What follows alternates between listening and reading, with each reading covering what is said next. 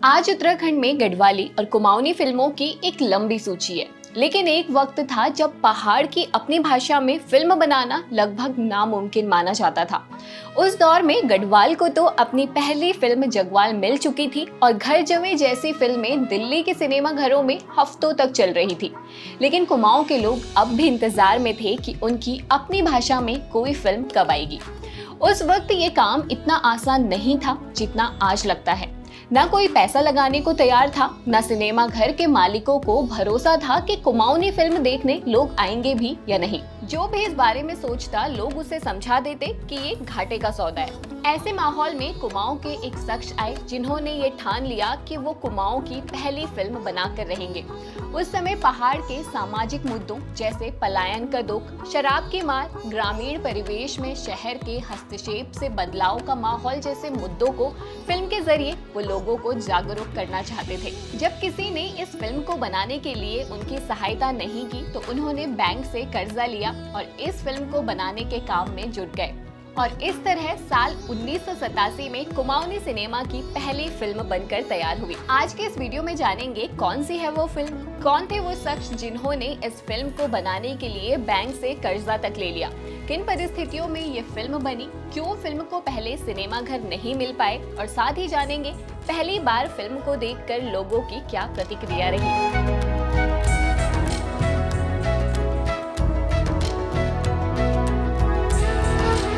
1980 के दशक में उत्तराखंड का सांस्कृतिक वातावरण काफी जीवंत था। गांव-गांव में रामलीलाएं होती थी, पांडव नृत्य और कई लोक नाटक लोगों के मनोरंजन का प्रमुख माध्यम थे।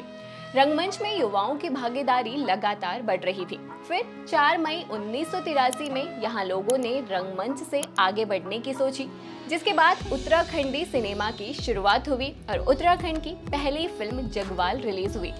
निर्माता पराशर गौड़ ने तमाम संघर्षों के बाद इस फिल्म को पर्दे तक पहुंचाया था। फिल्म को अच्छा प्रतिसाद मिला और इसके बाद कई दूसरी गढ़वाली फिल्मों पर काम शुरू हुआ, जैसे घर जवे जैसी फिल्में दर्शकों के बीच बेहद लोकप्रिय हुई और दिल्ली के संगम सिनेमा में ये फिल्म हफ्तों तक प्रदर्शित की गई। लेकिन इस सफलता के बावजूद एक सवाल बना हुआ था कि गढ़वाली भाषा में तो फिल्म बन गई, लेकिन कुमाऊनी भाषा की फिल्म कब बनेगी। और तब इस सवाल का जवाब देने वाले व्यक्ति थे जीवन सिंह बिष्ट। जीवन सिंह बिष्ट का जन्म 30 मई 1950 को अल्मोड़ा में हुआ था। उनके पिता नैन सिंह सेना में थे और चाहते थे कि उनका बेटा सेना में भर्ती होकर देश की सेवा करे। लेकिन जीवन सिंह जी की रुचियां तो कुछ और ही थी। कॉलेज के दिनों से ही उन्हें नाटक, अभिनय और सांस्कृतिक गतिविधियों में दिलचस्पी होने लगी थी। कॉलेज की पढ़ाई पूरी करने के बाद उन्होंने कुछ समय पत्रकारिता की। इसके बाद उनका चयन भारतीय स्टेट बैंक में हो गया। उनकी पहली नियुक्ति कानपुर में हुई। बाद में उनका ट्रांसफर अल्मोड़ा के शीतला खेत में हो गया। बैंक की नौकरी ने उन्हें आर्थिक स्थिरता तो दी, लेकिन रंगमंच के प्रति उनका प्रेम कभी कम नहीं हुआ और अपने इसी प्रेम के चलते आखिरकार उन्होंने लोगों का इंतजार खत्म किया और कुमाऊनी भाषा की पहली फिल्म बनाई। इस फिल्म को बनाने के लिए उनके सामने कई कठिनाइयां आई, यहाँ तक कि उन्हें इस फिल्म को बनाने के लिए बैंक से कर्ज तक लेना पड़ा। अब कौन सी थी ये फिल्म और क्या है इसके बनने की पूरी कहानी, आइए जानते हैं। गढ़वाली फिल्म की सफलता ने जीवन सिंह बिष्ट जी को प्रेरित किया। उनके मन में विचार आया कि जब गढ़वाली भाषा में फिल्म बन सकती है तो कुमाऊनी भाषा में क्यों नहीं। उनका ये विचार जितना कठिन लग रहा था उससे भी ज्यादा कठिन था। उस समय तक किसी ने कुमाऊनी फिल्म बनाने का प्रयास ही नहीं किया था, इसलिए ये अनुमान लगाना भी मुश्किल था कि दर्शकों के बीच फिल्म चलेगी भी या नहीं। जीवन सिंह ने अपनी फिल्म बनाने के विचार को सबसे पहले अपनी पत्नी और करीबी दोस्तों के साथ साझा किया।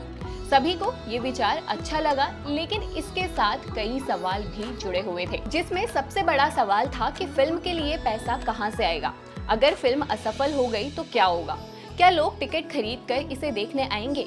क्या लागत की भरपाई हो भी पाएगी? इन सवालों का किसी के पास कोई जवाब नहीं था। आज की तरह उस दौर में फिल्म निर्माण के लिए सुविधाएं उपलब्ध नहीं थी, camera, recording, dubbing, acting, music और तकनीकी टीम की जरूरत होती थी। जीवन सिंह बिष्ट जी ने जब लोगों से फिल्म बनाने के लिए आर्थिक सहयोग मांगना शुरू किया तो उन्हें कई बार निराशा हाथ लगी। कुछ लोग उनका मजाक उड़ाते थे, कुछ लोग कहते थे कि कुमाऊनी फिल्म कभी सफल नहीं हो सकती। यहाँ तक कि उनके कुछ मित्र भी आर्थिक सहयोग देने से पहले सफलता की गारंटी मांगते थे, लेकिन उन्होंने हार नहीं मानी। जब उन्हें कोई आर्थिक सहायता नहीं मिली तो उन्होंने फिल्म निर्माण के लिए कर्जा ले लिया। उन्होंने खुद को पूरी तरह इस फिल्म के लिए समर्पित कर दिया था। अब सभी व्यवस्थाओं के बाद आखिरकार अप्रैल 1986 में फिल्म की शूटिंग शुरू हुई। फिल्म का नाम रखा गया मेघा। इस फिल्म की कहानी प्रसिद्ध लेखक और पटकथा लेखक राजेंद्र सिंह बोहरा ने लिखी थी। फिल्म में मुख्य नायक की भूमिका मुकेश धस्माना ने निभाई, जिन्होंने अपने अभिनय से किरदार को जीवंत बना दिया। वहीं नायिका के रूप में सपना अवस्थी नजर आई, जिनकी सादगी और प्रभावशाली अदाकारी ने दर्शकों का ध्यान आकर्षित किया। फिल्म में दीवान सिंह कनवाल का दिया संगीत फिल्म में एक अलग रंग भरता है। इसके अलावा फिल्म के बाकी किरदारों ने भी फिल्म में चार चांद लगाने का काम किया। इस फिल्म में उत्तराखंड के सुपरस्टार गायक गोपाल बाबू गोस्वामी जी की भी एक झलक है।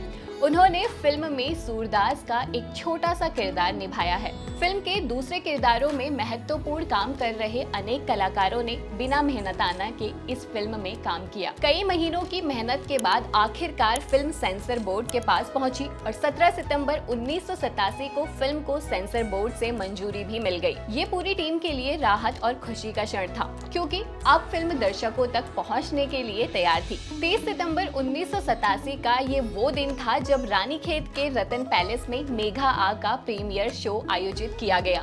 सैकड़ों लोग इस ऐतिहासिक अवसर के साक्षी बनने पहुंचे।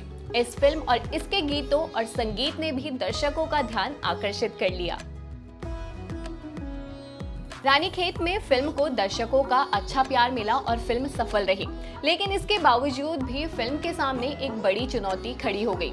उस समय कुमाऊनी भाषा की फिल्मों का कोई बड़ा बाजार नहीं था और ना ही सिनेमा घर के मालिकों को इस बात का भरोसा था कि ऐसी फिल्में दर्शकों को आकर्षित कर भी पाएंगी। यही वजह थी कि कई सिनेमा घर के मालिक फिल्म को अपने यहाँ दिखाने के लिए तैयार नहीं हुए। उन्हें डर था कि अगर दर्शक कम आए तो टिकटों की बिक्री नहीं होगी और उन्हें आर्थिक नुकसान उठाना पड़ेगा। फिल्म से जुड़े लोगों के लिए ये एक कठिन समय था। एक ओर फिल्म को दर्शकों से सराहना मिल रही थी तो दूसरी ओर उसे अधिक से अधिक लोगों तक पहुंचाने में मुश्किलें आ रही थी। लेकिन ऐसे समय में पर्वतीय सांस्कृतिक उत्थान मंच के संस्थापक अध्यक्ष बलवंत सिंह चौपाल ने महत्वपूर्ण भूमिका निभाई। उन्होंने न केवल फिल्म का समर्थन किया बल्कि इसके प्रदर्शन के लिए भी लगातार प्रयास किए। उनकी पहल और सहयोग के चलते हल्द्वानी के लक्ष्मी टॉकीज में फिल्म का प्रदर्शन संभव हो सका। ये फिल्म के लिए एक बड़ा अवसर था, क्योंकि हल्द्वानी उस समय कुमाऊं क्षेत्र का प्रमुख शहर था और यहाँ बड़ी संख्या में लोग फिल्म देखने पहुँच सकते थे। लक्ष्मी टॉकीज में फिल्म को अच्छा प्रतिसाद मिला और दर्शकों ने इसे खूब सराहा। इससे सिनेमा घर मालिकों का भी भरोसा बढ़ गया कि कुमाऊनी भाषा की फिल्मों के लिए दर्शकों में रुचि है। हल्द्वानी में मिली सफलता के बाद फिल्म को कुमाऊं के दूसरे शहरों में भी प्रदर्शित किया गया। धीरे धीरे इसकी चर्चा फैलने लगी और अधिक से अधिक लोग इसे देखने पहुंचे। इस तरह कई मुश्किलों के बाद फिल्म ने अपनी जगह बनाई और कुमाऊनी सिनेमा की शुरुआती इतिहास में एक महत्वपूर्ण अध्याय बन गई। मेघा आ केवल मनोरंजन तक सीमित नहीं रहती, बल्कि उस दौर के कई महत्वपूर्ण सामाजिक मुद्दों को भी सामने लाती है। फिल्म में पहाड़ों से लगातार हो रहे पलायन की पीड़ा साफ महसूस होती है, जहां बेहतर अवसरों की तलाश में लोग अपने गांव और जड़ों से दूर हो जाते हैं। साथ ही शराब की लत से परिवार और समाज पर पड़ने वाले दुष्प्रभावों को भी फिल्म ने बेहद संवेदनशीलता के साथ दिखाया है। फिल्म ग्रामीण जीवन में शहरों के बढ़ते हस्तक्षेप और उसके कारण बदलते सामाजिक माहौल को भी दर्शाती है। आधुनिकता के दौर में किस तरह पारंपरिक जीवन शैली, रिश्ते और सांस्कृतिक मूल्य प्रभावित हो रहे हैं, ये विषय भी कहानी का महत्वपूर्ण हिस्सा है। इसके अलावा फिल्म भाषा के प्रश्न से भी गंभीर टिप्पणी करती है। अपनी मातृभाषा बोलने में महसूस की जाने वाली हीन भावना और स्थानीय भाषाओं के प्रति समाज के उपेक्षापूर्ण रवैये पर ये फिल्म कड़ा प्रहार करती है। इस तरह ये फिल्म सामाजिक चेतना, सांस्कृतिक पहचान और पहाड़ के बदलते जीवन की एक सशक्त तस्वीर प्रस्तुत करती है। कुमाऊनी सिनेमा की पहली फिल्म मेघा आ केवल एक फिल्म नहीं थी, बल्कि ये एक ऐसे सपने की कहानी थी जिसे सच करने के लिए सालों तक संघर्ष करना पड़ा। ये उस जुनून, मेहनत और साहस की मिसाल थी जिसने आर्थिक तंगी, सीमित संसाधनों और लोगों के संदेहों के बावजूद हार नहीं मानी। उस समय बहुत से लोग मानते थे कि कुमाऊनी भाषा में फिल्म बनाना और उसे सफल बनाना लगभग असंभव है। क्षेत्रीय फिल्मों के लिए ना तो कोई बड़ा बाजार था और ना ही पर्याप्त संसाधन उपलब्ध थे। लेकिन जीवन सिंह बिष्ट जी ने इन चुनौतियों को अपने रास्ते की रुकावट नहीं बनने दिया। फिल्म के निर्माण से लेकर उसके प्रदर्शन तक हर कदम पर कठिनाइयां सामने आई। कभी पैसों की कमी ने परेशान किया तो कभी लोगों ने इस प्रयास की सफलता पर सवाल उठाए। यहाँ तक कि फिल्म को सिनेमा घरों तक पहुँचाना भी आसान नहीं था। इसके बावजूद वो अपने उद्देश्य पर डटे रहे। उनका विश्वास था कि कुमाऊं की भाषा, संस्कृति और समाज की कहानियां भी बड़े पर्दे पर जगह पाने की हकदार हैं। मेघा आ ने दर्शकों के सामने पहाड़ के जीवन, उसकी समस्याओं, भावनाओं और सांस्कृतिक पहचान को सशक्त तरीके से प्रस्तुत किया। फिल्म की सफलता ने ये साबित कर दिया कि अपनी मातृभाषा में बनी कहानियों के लिए दर्शकों में गहरा लगाव और अपनापन मौजूद है। यही वजह थी कि इस फिल्म ने केवल मनोरंजन नहीं किया, बल्कि उत्तराखंड सिनेमा के लिए एक नई शुरुआत की। आज जब उत्तराखंडी सिनेमा लगातार आगे बढ़ रही है और नई पीढ़ी के कलाकार और फिल्मकार अपनी पहचान बना रहे हैं, तब मेघा आ और इसके जैसी कई फिल्मों को बड़े सम्मान के साथ याद किया जाता है। अब आप हमें कमेंट करके बताइए कि क्या आपने ये फिल्म देखी है, और अगर इस फिल्म से जुड़े कोई किस्से या याद आप हमारे साथ साझा करना चाहते हैं तो हमें जरूर बताएं। वीडियो अच्छा लगा हो तो इसे लाइक और शेयर जरूर करें और घुघुती को सब्सक्राइब करना ना भूलें। धन्यवाद।